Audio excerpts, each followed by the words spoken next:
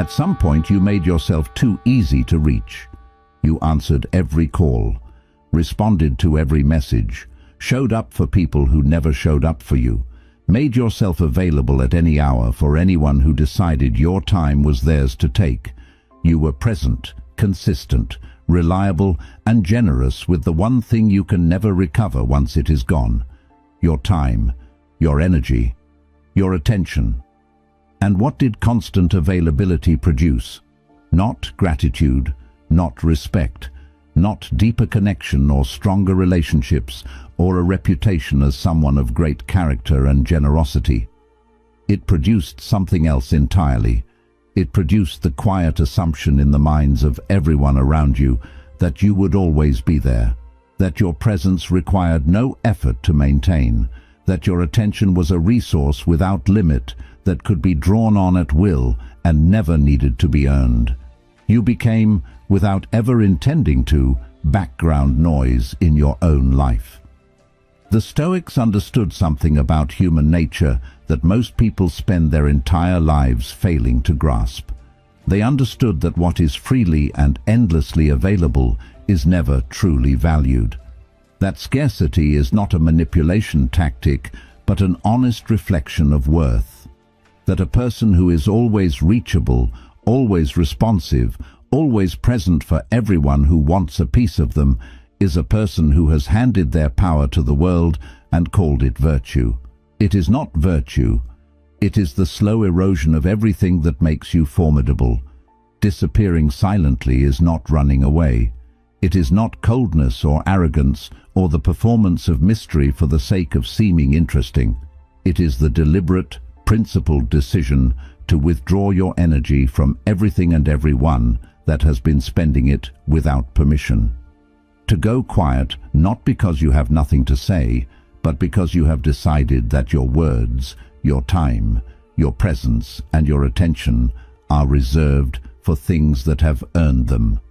And winning completely is what happens on the other side of that decision, not in a dramatic moment of triumph that everyone witnesses, but in the slow, compounding accumulation of days spent building something real with energy that used to be scattered across 100 people and situations that were consuming it without producing anything in return.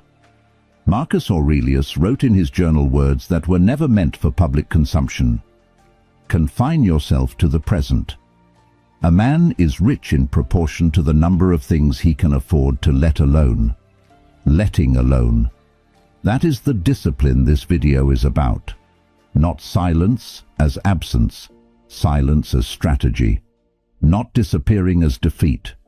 Disappearing as the most powerful move available to someone who has finally understood where their real leverage lies. It lies in your unavailability, in your focus, in the compounding interest of energy redirected from things that drain toward things that build. In becoming the kind of person that people sense has a gravity about them that they cannot quite name but cannot quite ignore. That gravity is not charisma. It is not charm or good looks or social skill. It is the unmistakable quality of someone who knows exactly what they are worth and has stopped accepting anything less than that as the price of their company.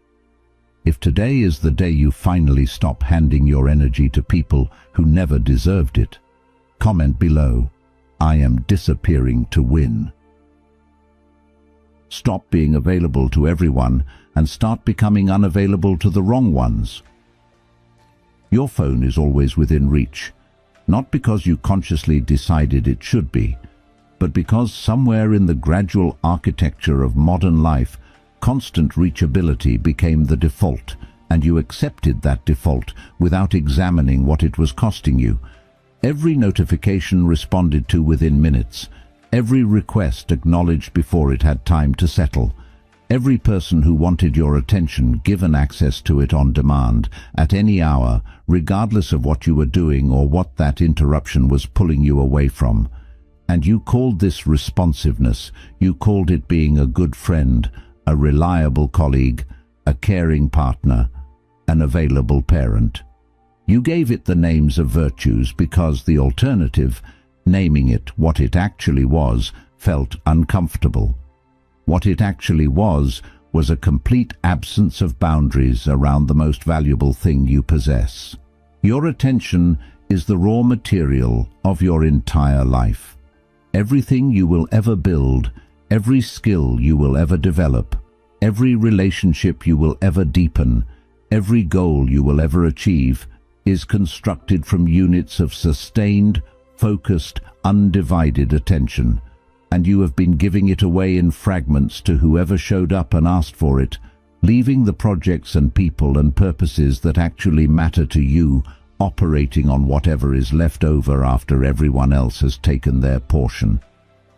The Stoics did not have smartphones, but they understood the principle that smartphones have made into a crisis.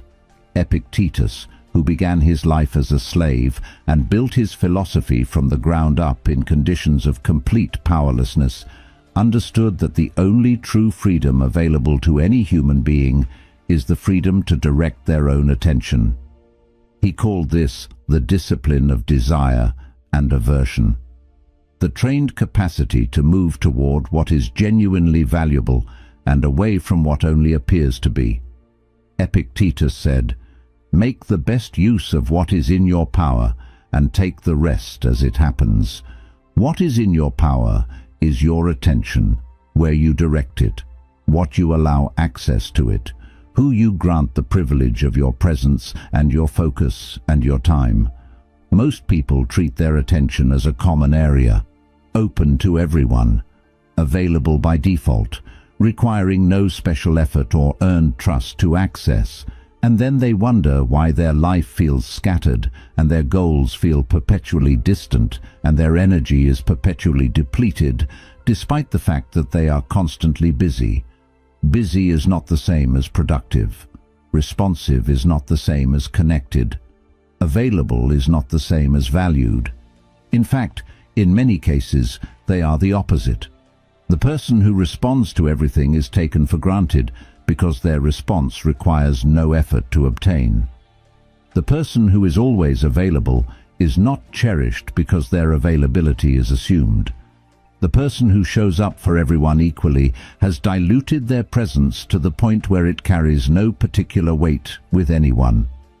Now consider the alternative. The person who does not respond immediately.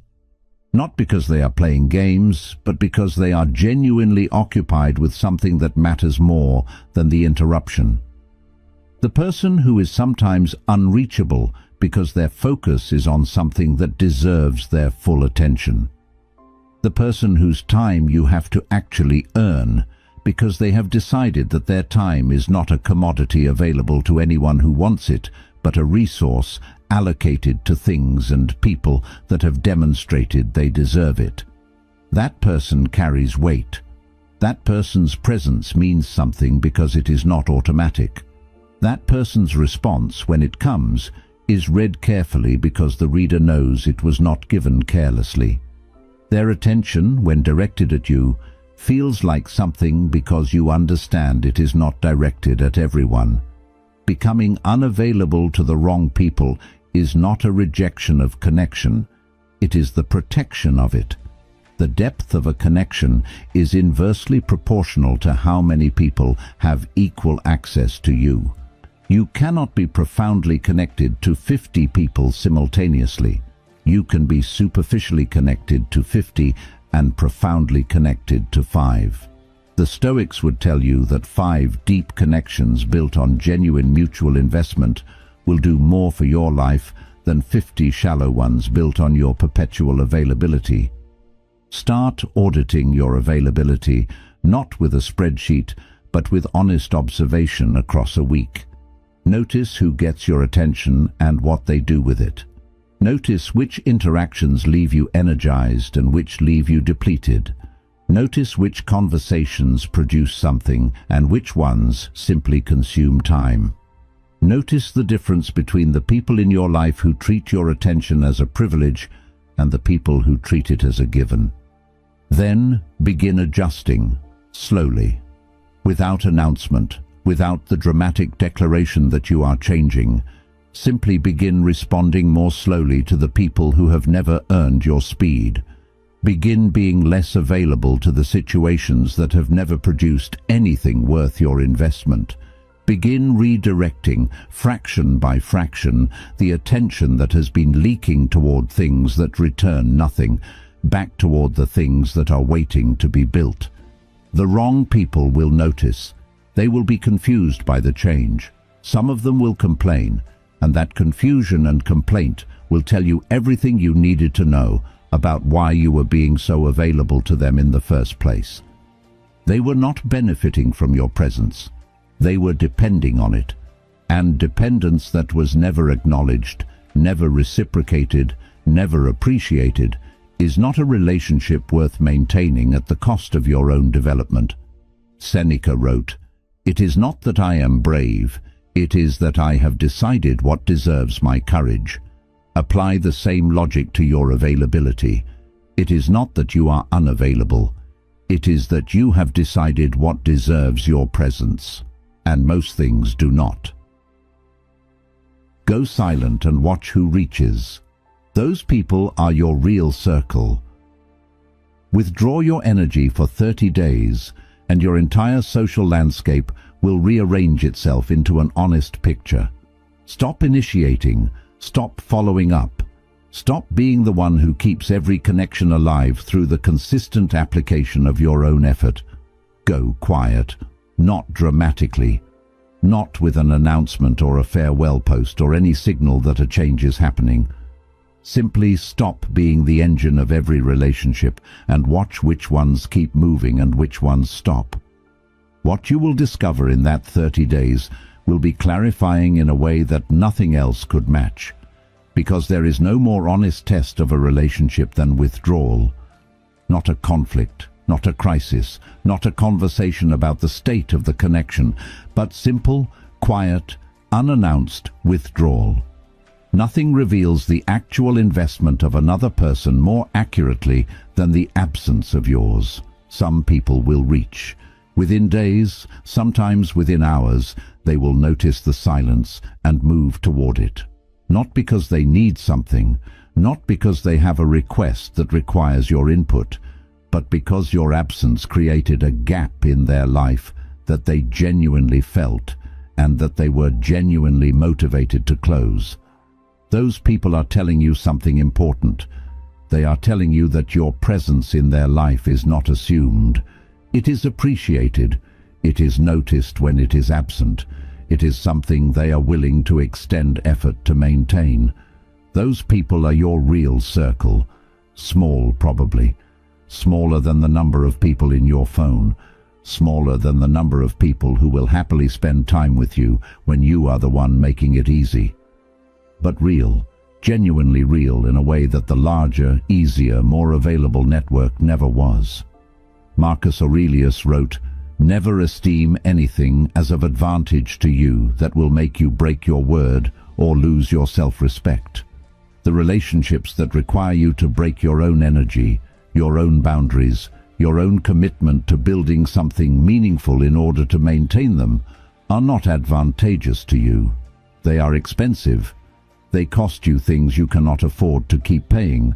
And then there will be the others, the ones who do not reach, the ones whose contact with you was entirely contingent on your initiation and your effort and your willingness to make the connection easy for them. These people are not villains. Most of them are simply people who were comfortable with the dynamic as it was, who benefited from your availability without particularly thinking about what it cost you, and who, in the absence of your effort, simply drifted to whatever else was available and easy.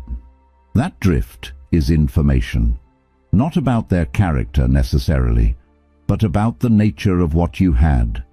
What you had was not a relationship built on mutual investment. It was a dynamic built on your investment and their participation. And the moment your investment paused, the participation ended, because it was never powered by anything on their side. This information is painful. It is one of the more genuinely painful realizations available to a human being. To look at what you thought was a rich social life and discover that a significant portion of it was a performance powered entirely by your own energy. To understand that many of the connections you valued were valued almost exclusively by you.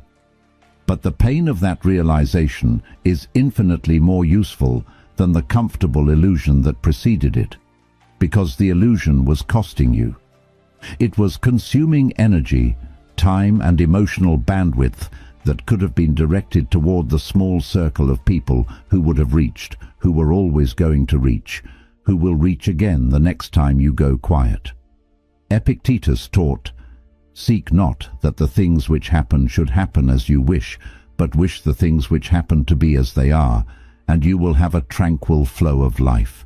You cannot wish people into genuine investment. You cannot perform enough availability to manufacture real reciprocity. What is real reveals itself when you stop performing, and what is not real dissolves the moment the performance pauses.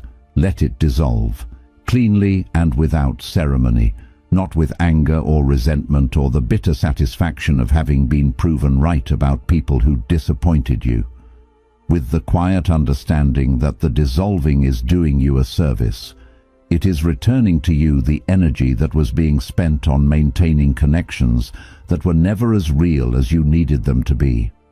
Invest that returned energy in the small circle, the ones who reached. Go deeper rather than wider. One conversation of genuine depth is worth more than 100 of comfortable surface. One person who noticed your absence and moved toward it is worth more than 50 who were content to let the silence extend indefinitely. The Stoics valued quality in everything, in thinking, in action, in connection. Quality cannot exist at scale. It is by definition rare and selective, and the product of sustained, focused investment. Build a small circle of extraordinary depth and let the large network of comfortable shallowness handle itself. Your real circle is smaller than you think. It is also more powerful than you know, and it has been waiting for you to redirect toward it the energy you have been spending everywhere else. Use the silence to build what your noise was preventing. Every hour you spent managing other people's access to you was an hour not spent building something of your own. That sentence is worth sitting with, because the accounting is real even if you never ran the numbers. Every conversation that went longer than it needed to, every request you fulfilled out of guilt rather than genuine desire to help, every social obligation you honored while something you were building sat waiting, every time you chose responsiveness over focus, every notification you answered before the thought you were in the middle of had finished forming. All of it was time, real, irreplaceable, non-renewable time. And time, unlike money or energy or even relationships, cannot be recovered once it is spent. You can earn more money. You can restore your energy with sleep and rest and proper care. You can rebuild relationships that have been damaged. But the hour that was spent answering a message that did not need to be answered at that moment is gone permanently. It built nothing. It moved nothing.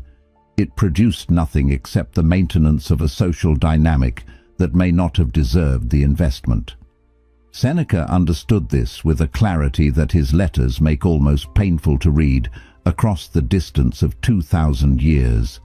He wrote to his friend Lucilius, "Reclaim yourself, for you were being robbed. How much time has been stolen from you? Set aside a certain number of days during which you shall be content with the scantiest and cheapest fare, with coarse and rough dress, saying to yourself, 'Is this the condition that I feared?' Reclaim yourself." Those two words contain an entire philosophy. The self is not a fixed object that simply exists.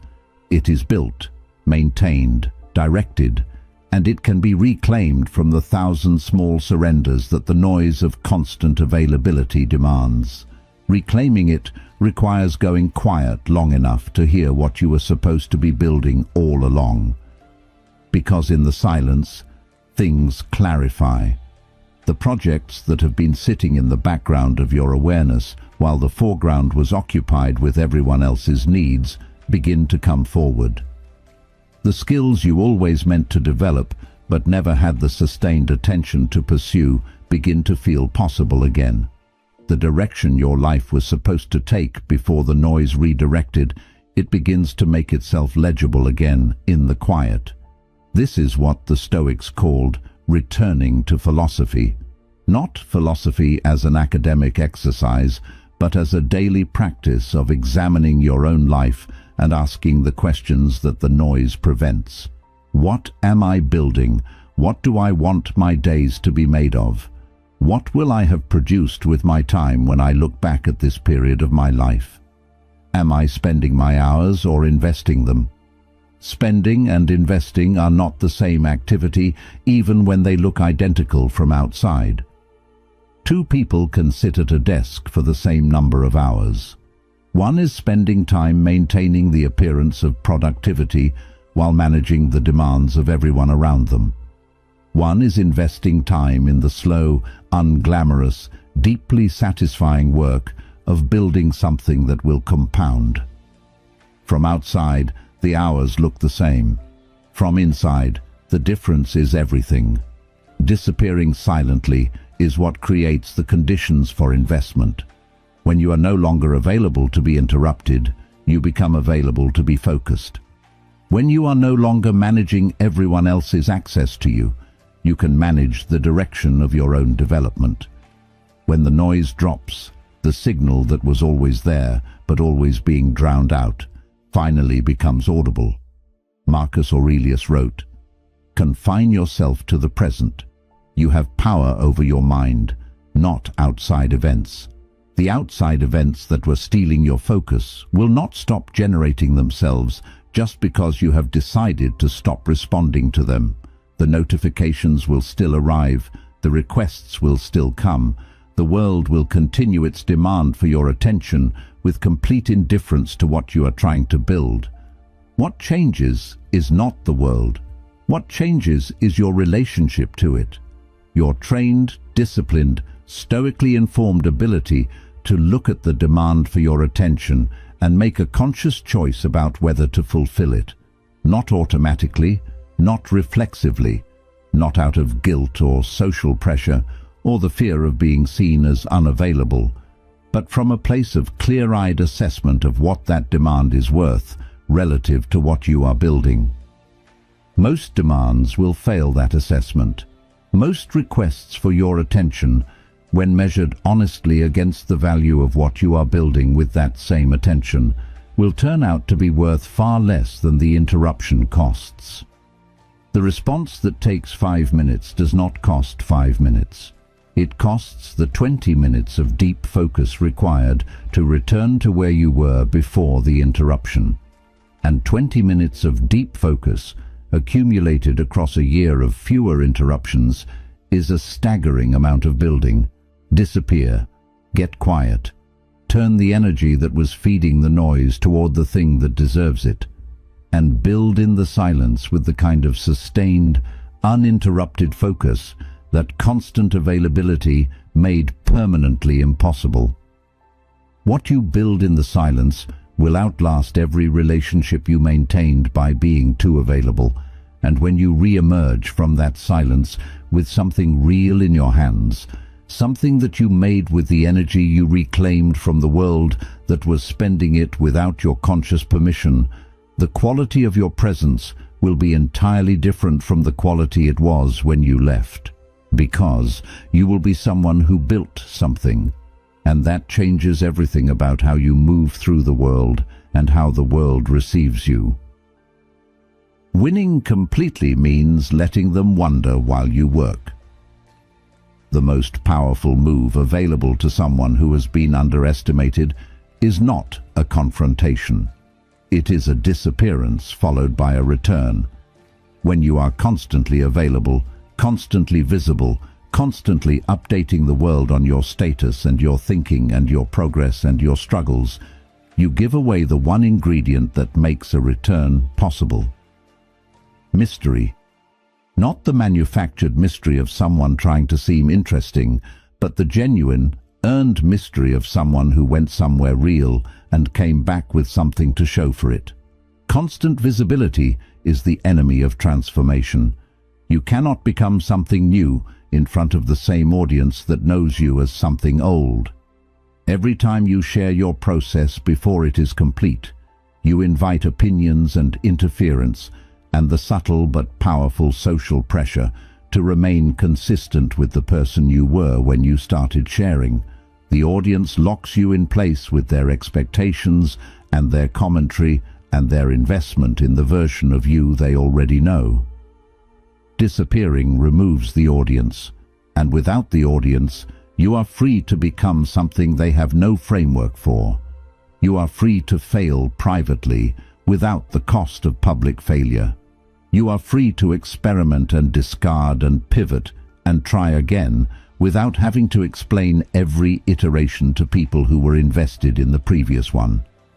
You are free to build at the pace that the building actually requires, rather than the pace that maintaining an audience demands. Epictetus said, "Never say about anything that I have lost it, but that I have returned it." What you are returning when you disappear is the social performance of a self that was never fully real.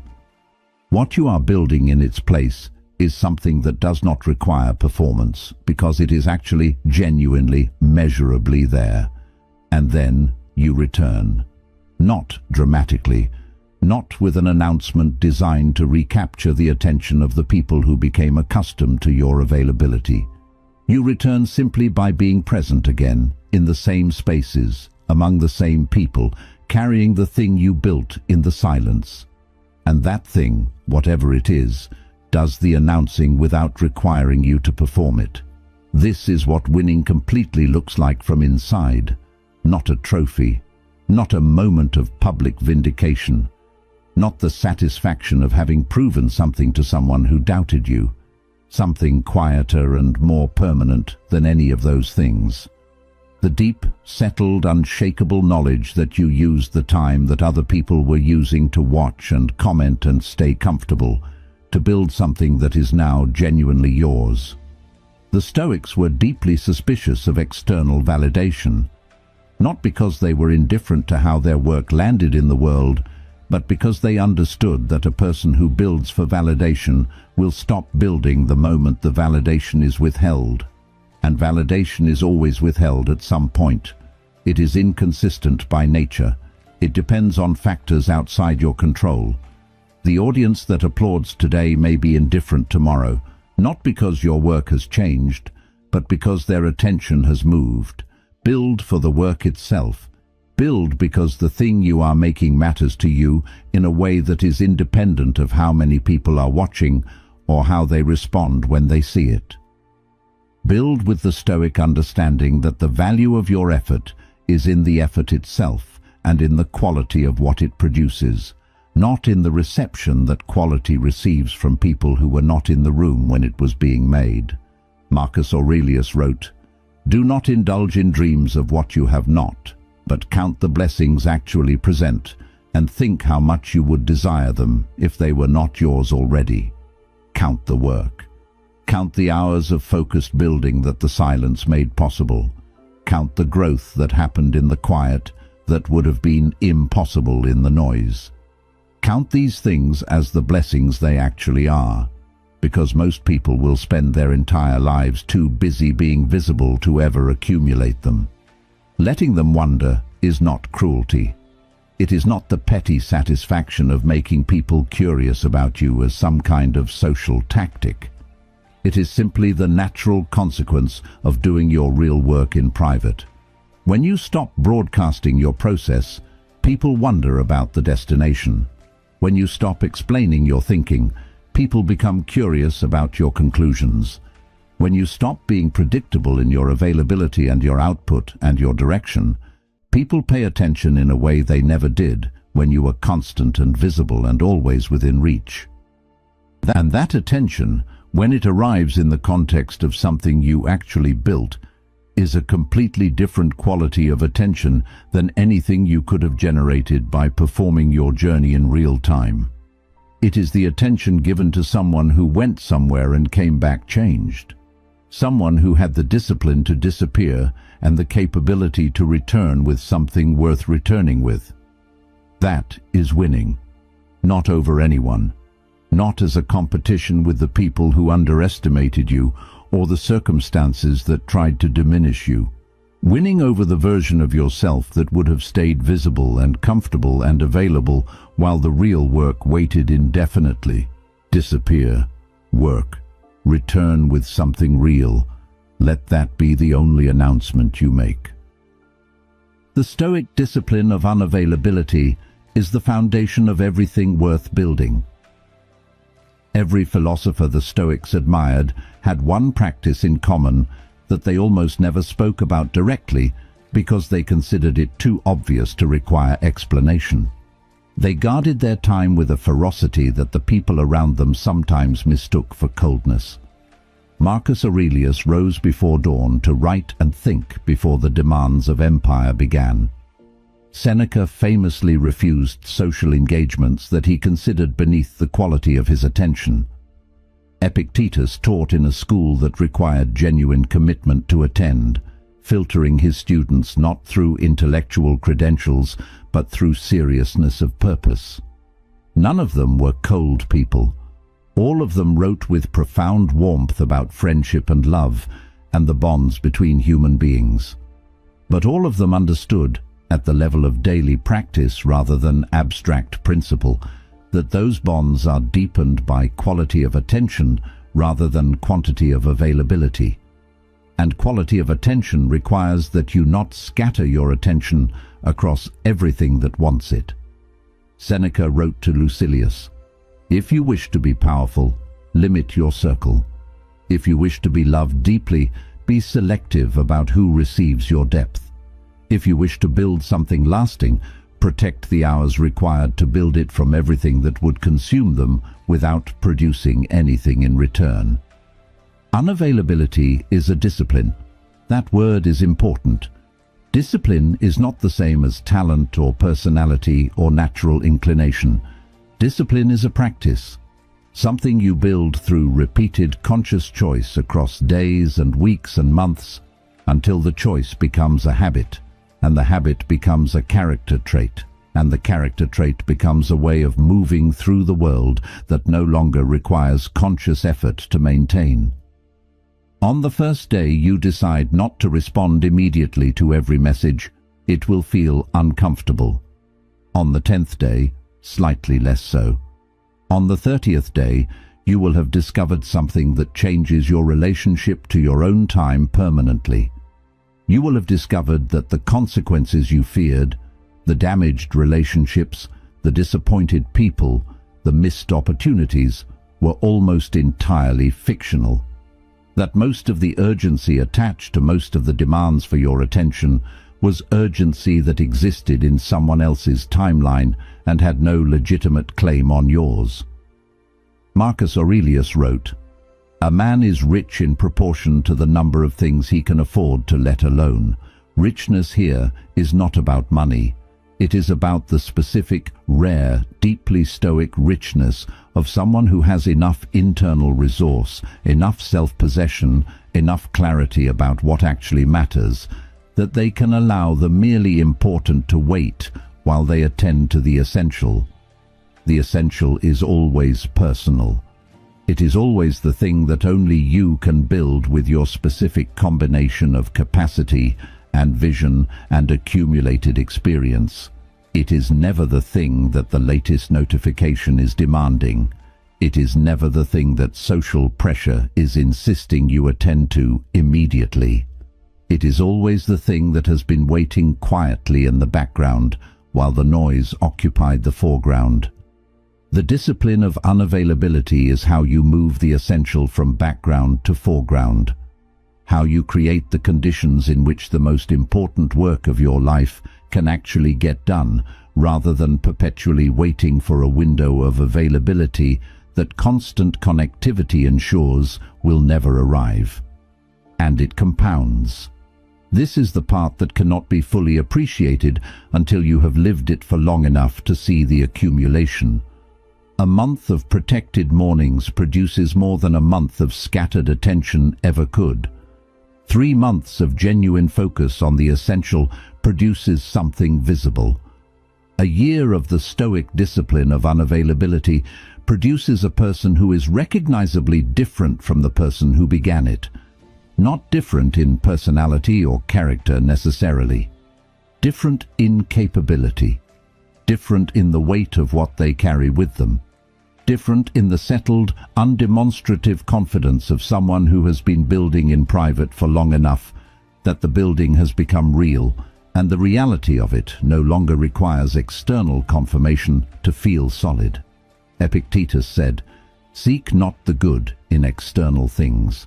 Seek it in yourself." The good that unavailability produces is internal before it is external. It begins as focus and becomes skill. It begins as discipline and becomes character. It begins as the choice not to respond to one notification and becomes, across years of accumulated choices, a life that was actually built rather than merely lived through. The people who achieve things that most people only think about do not have more hours in their day. They have the same 24 that everyone else has. What they have that most people do not is a relationship with those hours that is fundamentally different. They treat their time as the finite, precious, irreplaceable resource that it actually is, rather than the endlessly available commodity that constant connectivity trains us to treat it as. They are, in the language of Stoicism, rich in the only currency that actually matters, rich in hours that were invested rather than spent, rich in the compounded return of sustained attention applied over sufficient time to the things that deserved it. You can build that richness, not tomorrow, not after the circumstances improve or the noise naturally reduces or the right moment arrives for you to begin protecting your time. Now, starting with 1 hour that you do not make available to anything except what you are building, then another, then a morning, then a day. The world will continue demanding. It will not stop because you have decided to build. It will press against the boundary of your unavailability every day and test whether the discipline is real or merely an intention dressed in the language of commitment. Let the discipline be real. Let the boundary hold. Let the world learn through your consistent and unannounced practice of it that your time is not a resource that can be accessed without having earned access, and build quietly, consistently, without announcement, with the full force of the attention you have reclaimed from everything that was spending it without your permission. That building is the win, slow, invisible to most, compounding daily, and more complete than anything that constant visibility and endless availability could ever have produced. 5 principles. 1 direction. Stop being available to everyone and start being unavailable to the wrong ones. Go silent and let the silence show you who your real circle actually is. Use the quiet to build what the noise was preventing. Let them wander while you work and return only when you have something real to return with. And make the Stoic discipline of unavailability the daily practice that everything else is built on. None of this is about being cold. None of it is about punishing people who took your availability for granted, or making yourself seem mysterious, or playing the kind of social games that the Stoics would have found beneath their dignity and yours. This is about something far simpler and far more important than any of that. This is about the recognition that your time, your attention, your energy, and your presence are finite and precious, and that how you allocate them is the most consequential series of decisions you will make across your entire life. Most people never make those decisions consciously. They let them be made by whoever is loudest, whoever is most persistent, whoever has the strongest claim on their guilt, or their social anxiety, or their fear of disappointing people. and so their time flows toward whoever demands it most aggressively, rather than toward whatever deserves it most genuinely. Stoicism is, at its core, the philosophy of conscious choice. The trained, disciplined, daily practice of deciding what you will give your limited life to and refusing to give it to anything that has not met that standard. Disappear silently, not forever, not as a rejection of the world, but long enough to remember what you are building and why it matters more than being endlessly reachable to people who never truly valued your reach. Win completely, not in a single moment, but in the slow, certain, compounding accumulation of days spent building something real with energy that has finally been reclaimed from everything that was consuming it without producing anything worth the cost. Seneca left us with this: Nusquam et qui ubique est. One who is everywhere is nowhere. Stop being everywhere, be somewhere, fully, completely, with everything you have. That somewhere is the building, that somewhere is the work, that somewhere is the quiet, powerful, deeply stoic place where everything worth having in your life is actually constructed. Go there, stay there, and come back only when you have something real in your hands. If this video found you at exactly the right moment, share it with someone who needs to reclaim what they have been giving away. And remember, disappear silently, win completely.